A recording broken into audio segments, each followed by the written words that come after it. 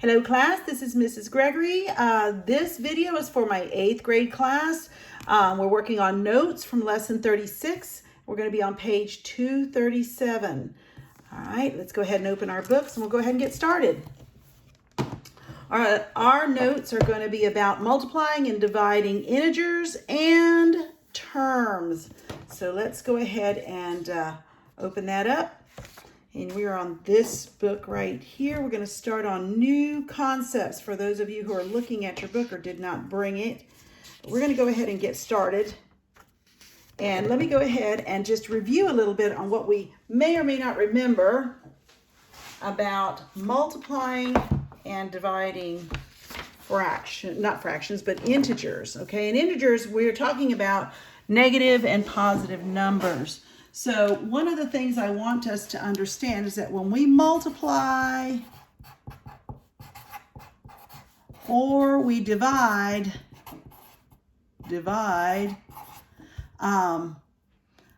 two numbers with the same sign, doesn't matter if it's positive or negative, we will always end up with a positive answer. Positive answer. All right. If we here's the one. And actually, yeah, with the two numbers with the same sign, all right. All right, then we have positive numbers. If we have different signs,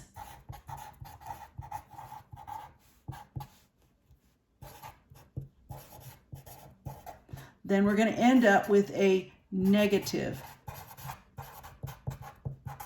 answer. All right, let's say it again. If we multiply or divide two numbers with the same sign, we're going to end up with a positive answer. Or if we multiply or divide two numbers with different signs, we will get a negative answer. Okay, so let's just give a real quick overall. Let's just say I have 6 times, I don't care, 3. 6 times 3 is equal to a positive 18, all right? And I'm going to say a negative 6 times a positive 3 is going to give me a negative 18 because the signs are different. And it doesn't matter if it's the first one or the second one. I have another situation if I have a negative 6 times a negative 3, both the signs are negative, we end up with a positive 18. All right. And here's another situation. What if it's a positive 6 times a negative 3? I'm going to end up with a negative 18. There's the 4 options that I might have. All right. When the signs are the same as in positive 6 and positive 3, we end up with a positive answer. If the signs are both negative, a negative 6 times a negative 3, we end up with a positive number. But if the signs are different, a negative times a positive gives me a negative, or a positive times a negative gives me a negative. This is going to be true all the time. All right, let's do this again, but this time let's do division. Let's say 6 divided by 3, positive answer. Let me go ahead and make them both negative. 6 divided by a negative 3 is also a positive answer. But if either of the signs are different, 6 divided by a negative 3, I'm going to get a negative 2. Let me pull this up a little bit. And if I have a negative 6 divided by a positive 3, I'm still going to have a negative 2. All right. Hopefully that wasn't too mishmashed. And remember, you can represent the division. I could have said 6 over 3, right? That means the same thing as 6 divided by 3 is 2. If I had a negative 6 divided by a 3, my answer is going to be a negative 2. So I just wanted you to get a kind of an overview on how that works. I'm just picking two numbers out of the air, all right? So this is the big rule. If the signs, and it doesn't matter we're multiplying or dividing, if the two numbers have the same sign, we get a positive answer. If they have a different sign, then we have a negative answer. Okay, with that, let's go ahead and get started with example number 1. All right, Example number 1 says that we're going to simplify, and example number 1 has 4 examples inside of it. So let me just go ahead and write this down. A is we've got a negative 10 times a negative 5. And remember, if they're in parentheses, they're next to each other, we are multiplying. All right, so it's a negative times a negative. We're going to end up with a positive 10 times 5, which is 50, positive 50. Let's look at B. B says we got 10, and they put a plus sign here. You don't have to have a plus sign, but they did, times a negative 5, right? We have the signs are different, all right? So I'm going to end up with 50, but this time it's a negative 50. I'm hoping all this is review for you guys. C looks like this. We got a negative 10 over a negative 5, all right? And I want you to remember that it means the same thing as negative 10 divided by a negative 5, which, by the way, is going to be a positive 2, all right? I just want you to understand that every fraction is a division problem. These all mean the same thing. And let's do D. D says we have a positive 10 divided by a negative 5, all right? I'm going to go ahead and say it means the same thing as a negative 10 over a positive 5. Either way, all right, I have a positive divided by a negative or a negative divided by a positive. These two are different signs, so therefore I'm going to end up with a negative 2. So I want you to understand those. Hopefully I didn't overdo it. Okay, but that's example 1. All right. Example 2 is a little bit different. Let me go ahead and pull it out, and we're going to read it together because it is a word problem. All right. And this word problem says, every month, $25 is automatically deducted from Newton's checking account to pay for internet services. Write an expression using integers that shows the effect on Newton's account of 6 months of charges. Okay, so every month, $25 is automatically deducted from Newton's checking account. All right, so we got to remember that, and it's in order to pay for internet service. It says now write an expression. That's what we're going to do, using integers to shows the effect on Newton's account of 6 months of charges. All right, 6 months of charges. So in other words, all right, let me go ahead and write this down. Let's say example number 2. To me, this problem is a little bit confusing, but I'm going to write down what I know. Number 1, it's a word problem. I like to do this. Tell me it's a word problem. What do I know? I know that $25 is deducted. Deducted is the big word I want you to understand. Is deducted from Newton's account.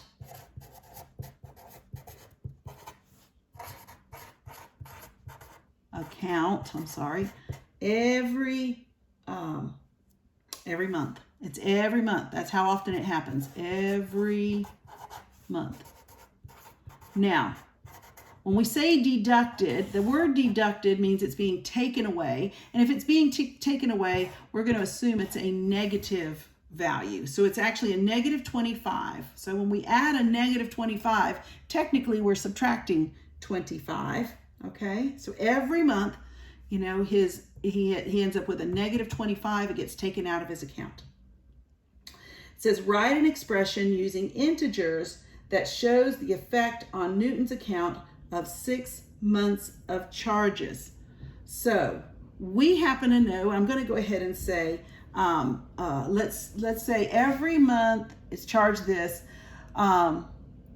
Every charge, each charge, we're going to say each charge, and I just talked about this, is going to be a negative $25. All right, a negative $25. That's important to know. And now for us to write this for 6 months, okay, for 6 months, write it for 6 months. This is for 6 months, we would say 6 times a negative $25. All right, 6 months of charges would be deducted. And so therefore, we're going to find out that 6 times negative $25 is going to be a negative $150. So for 6 months, all right, now I should have written this out. What are 6 months of charges? How would I write that down? It's 6 times a negative 25, which truthfully, this is the expression that we're looking for, but my final answer is $150. In 6 months, we will have deducted $150. Okay? Might want to read that over and take a moment and see their solution just to make sure that it makes sense to you. All right. Let's go ahead and go on to example number 3. Example number 3 looks like this. All right, I'm gonna put this in here. Hopefully I got it in the right place. Example number 3 says, just to simplify. All right, let me make sure this is in the right place. Put it up a little higher. All right, example number 3 says, 3A looks like this. We have a negative 1 to the 5th power, all right? And what I want you to realize is when we're multiplying, this is the same thing as saying negative 1 times negative 1 times negative 1 times negative 1 times negative 1. I've got 1, 2, 3, 4, 5 of them. That's what this, if we had expanded it, that is what that looks like, all right? So what I want you to know is that when we do this, and I'm going to make a comment that this exponent, when this exponent is an odd number, we're going to end up with an a negative number. If it's even, because this is negative, all right, then we're going to see that we'll end up with a positive answer. And here's the reason why. Let me go ahead and show you that negative 1 times negative 1 is a positive 1, all right? And then I have negative 1 times negative 1 is a positive 1.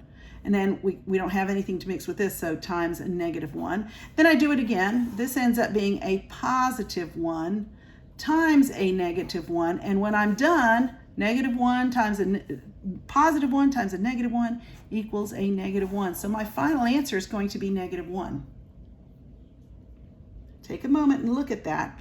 Let's do the same thing, and I'm going to show you in B, it says let's do negative 1 to the 6th power.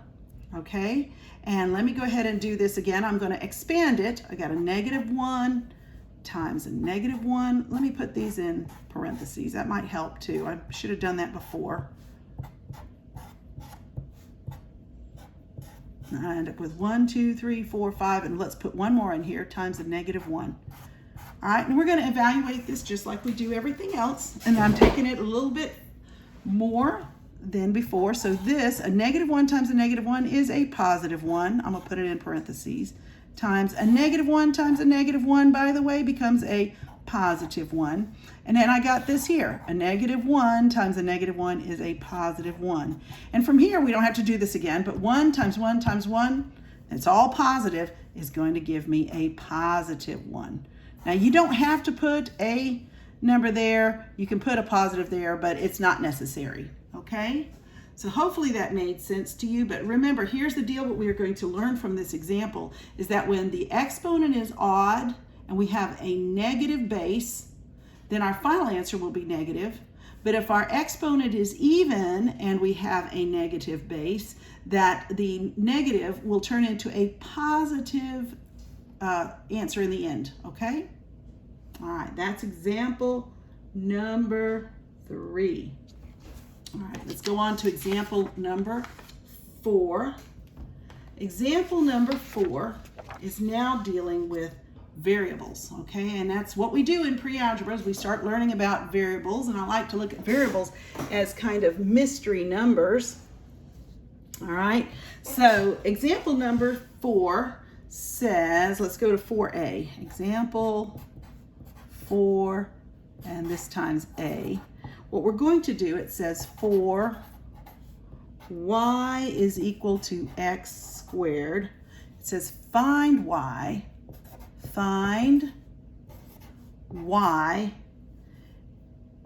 if x is equal or is a -2. All right, so let's look at that.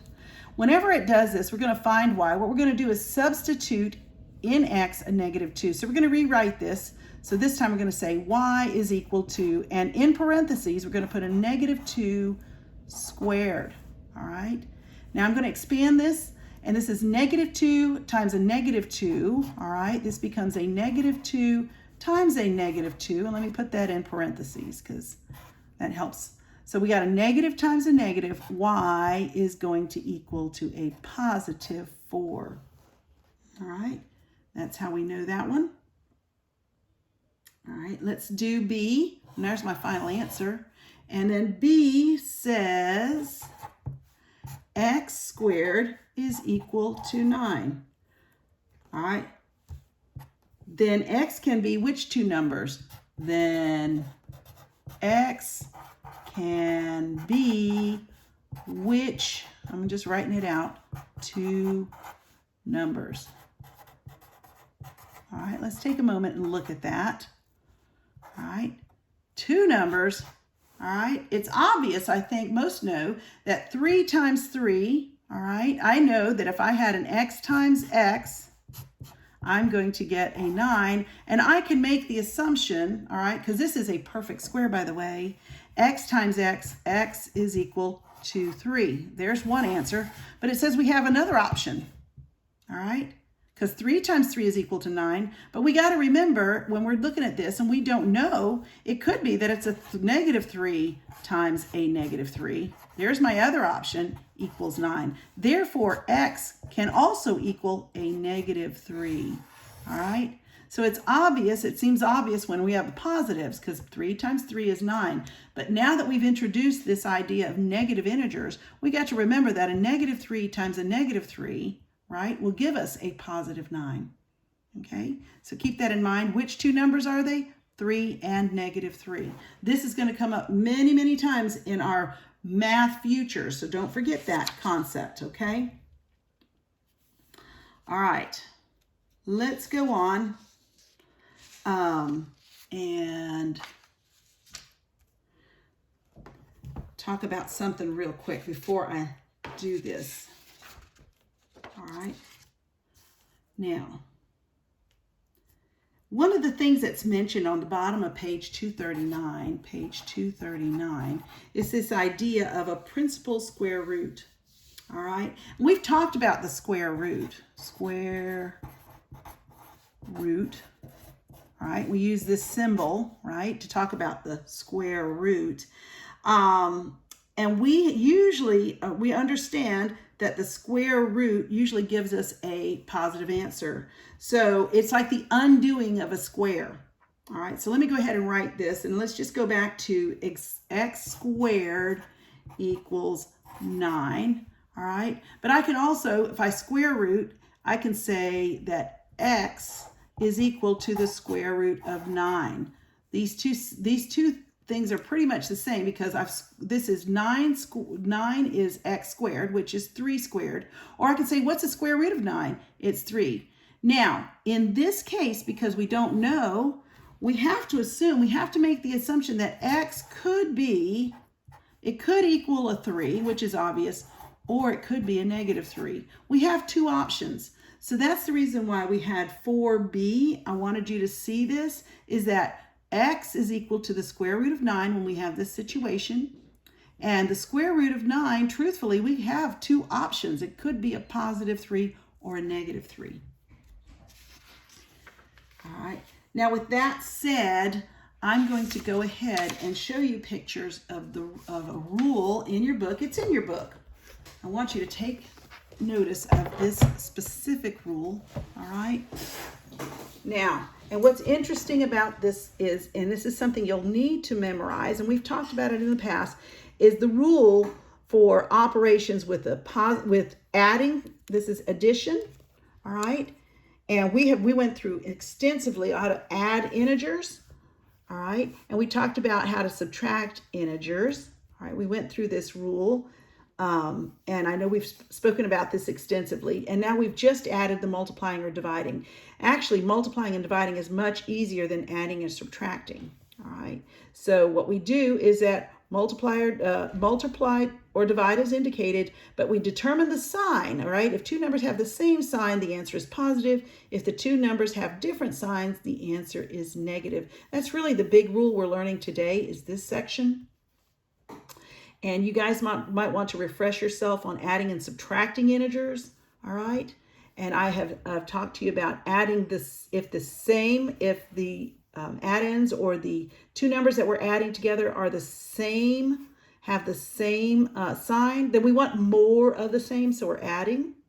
And if they are different, if the signs are different, then we find the difference. And I know we've talked about it. It may not be worded the same way. Might need to have a little bit more refresher on that, but that's where I'm going to leave it for right now. If anybody has any extra questions, please ask.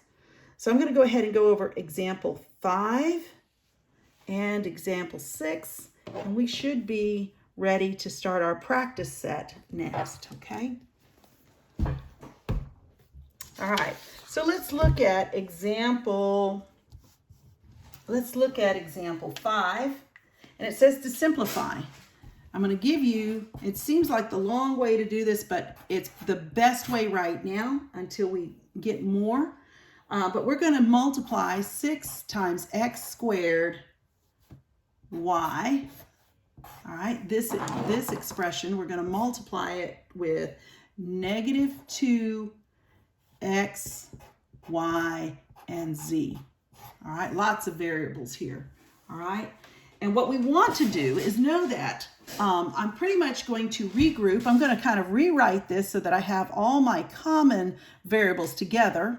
All right, and I want you to see this. This is, and I'm going to move the 6 right here with a negative 2. I'm just moving things over. Negative 2, I meant to put the 6 first. Negative 6 times a negative 2. Let me put these in parentheses. All right, and then I'm going to multiply the x squared, and I'm going to put the x next to it. Don't lose these. All right, so I got that one, I got that one. I've got a y from here, and I've got a y from there. Let me go ahead and count those.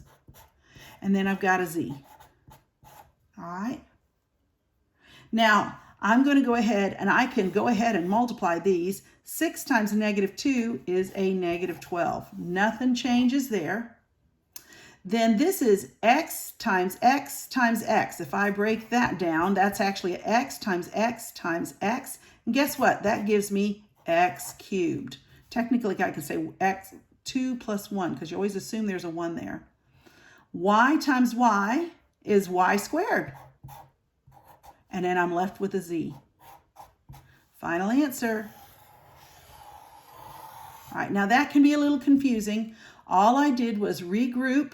I just kind of move things around. I can use that because of the commutative property. And this is multiplication, so I can move them around. And I just put like variables next to each other. And since we're multiplying them, we can go ahead and, in a sense, combine them. All right, we're just kind of multiplying them together. All right, let's go to B. That's A. Put an A there. B is right here. B says 6x squared y all over a negative 2 times x times y times z. All right. Now this one looks awful, but I think we've learned this before. I'm going to go ahead and kind of work this out. I'm going to expand. Your book kind of expands it, which makes sense. All right, so we're going to say 6 times x times y. I've just expanded it out so I can see what I got. And I've got a negative 2 times x times y times z. All right, I've just kind of expanded it out. All right, and what I can do is I'm going to look at this, and I'm going to say that I'm going to start with this. Let me get a different pen real quick. And what I want to do is I'm going to, this is like a fraction in and of itself. All right, then I've got the x's together, right? I'm going to put them together. And I've got my y's together. And I've got my z doesn't have anybody. So my z is all by its lonesome. So it's kind of like a 1 over z, but we're going to just leave it like that. But I want you to notice what I'm doing. 6 divided by a negative 2, or reducing that fraction, gives me a negative 3, all right? Because a positive divided by a negative is negative. And then I want you to notice x times x. I've got an x in the numerator. And it will cross out an x in the denominator. So we're left with those. Those are gone, all right? It's turning that into a 1, x, all right? X over x, by the way, is a 1. And guess what? We have the same thing with the y. A y over y, guess what? They kind of cross each other out because that turns into a 1. And I'm left with z. And so z is still in the denominator, so I'm going to leave a z in the denominator. So my final answer here is negative 3x over z. All right, might take a moment, might need a little bit of practice on that, but one of the best things to do is just go ahead and expand it. And notice that x over x is 1 whole, and y over y is 1 whole, and those go away. So this is what I'm left with, and of course I had to reduce that fraction, which became a negative 3, and I'm left with an x and a z. All right. All right, let's look at example 6. I'm going to go ahead and get me another sheet because I have a feeling I need a little bit more paper. All right.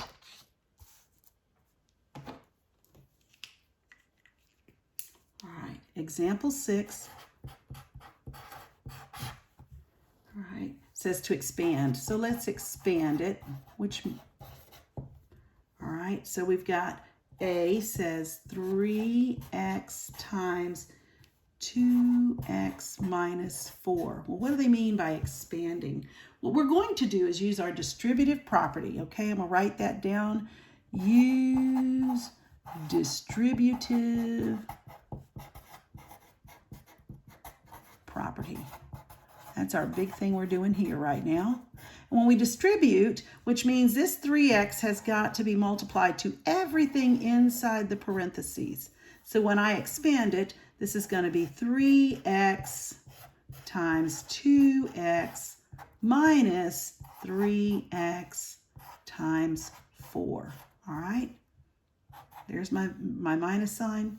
And so now I'm going to combine these. 3 times 2, it's positive 6. X times x is x squared minus 3 times 4 is 12. And then we have an x. Our final answer, all right, our final answer ends up being 6x squared minus 12x. All right, so we use our distributive property.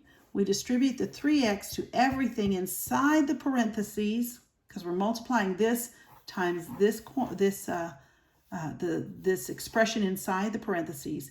So that means I've got to multiply this to everything inside.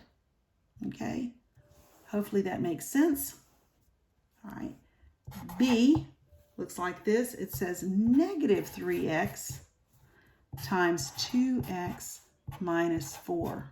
Now this is one we have to be careful. Anytime we have subtractions or we have negative signs, that's going to be the place where we really make easy errors. Again, I'm going to distribute to both of my terms inside the parentheses, and I'm going to end up with negative 3x times 2x minus a negative 3x times 4. Be very, very careful with these signs, okay? So a negative 3x times 2x, this time is a negative 6x squared. You see that negative 3 times 2 is negative, and then x times x is x squared.